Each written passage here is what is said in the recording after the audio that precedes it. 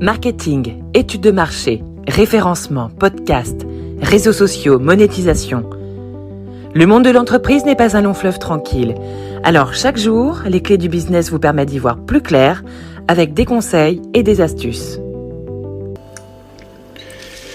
Aujourd'hui, nous allons parler de feedback. C'est un outil extrêmement puissant quand il est bien utilisé.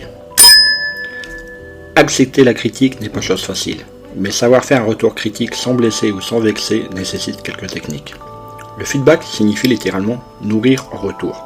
C'est un bilan destiné à une personne à propos d'un projet ou d'une action à un moment T. L'objectif d'un feedback est de pouvoir agir sur les actions futures, sur un produit, sur un service. C'est essentiel pour toi d'évoluer et de développer ce que tu proposes. Et c'est pourquoi, par exemple, je te demande en fin d'émission de laisser ton avis sur Spotify ou Apple Podcast. Tu vois mes points forts et mes faiblesses, et donc tu es capable de m'aider à progresser.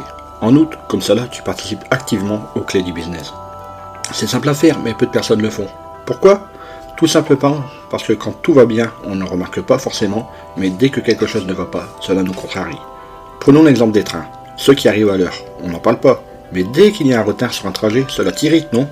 Quand ça va bien, donc, tu n'en parles pas. Mais pire, quand ça ne va pas, tu n'en parles pas non plus. Et ce, pour deux raisons. Soit tu as peur d'être trop critique, et peur que la personne qui reçoit tes remarques le prenne mal, ou alors, tu ne sais pas quoi dire au vu de la mauvaise situation que tu vis. Et pourtant, que ce soit dans un cas ou dans l'autre, le feedback est essentiel. C'est toujours une envie de progresser, notamment quand il est donné de manière constructive. Ainsi, faire un bon feedback n'est pas aisé. Tout d'abord, comme j'utilise le tu pour te parler, il faut que tu fasses ton feedback avec le je. Tu ne dois pas incriminer directement la personne à qui tu fais un retour. Elle risquerait de mal le prendre, mais aussi d'avoir un avis négatif sur toi, et ce n'est pas le but.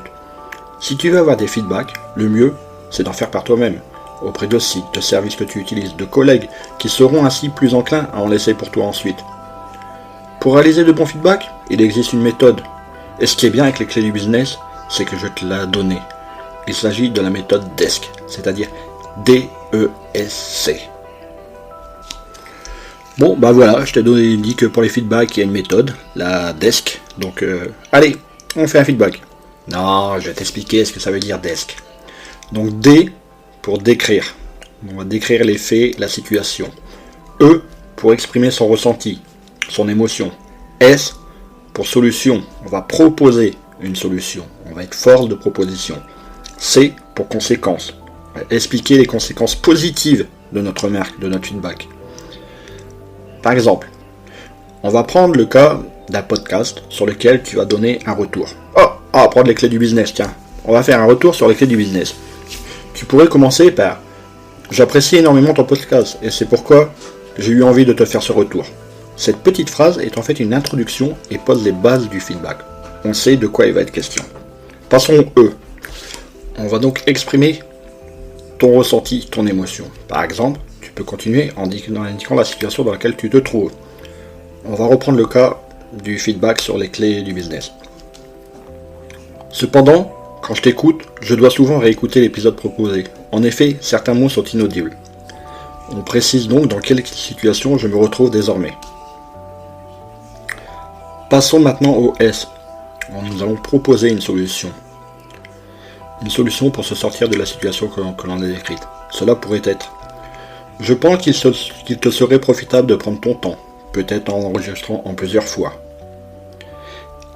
Dernière partie, le C de conséquences. Nous allons expliquer les conséquences positives du changement que l'on a proposé en solution. Là, c'est le coup de grâce, si on peut dire. Tu indiques en fait pourquoi tu fais ce retour. Continuons avec notre exemple de retour sur les clés du business. Tu gagnerais en efficacité et tu gagnerais des auditeurs.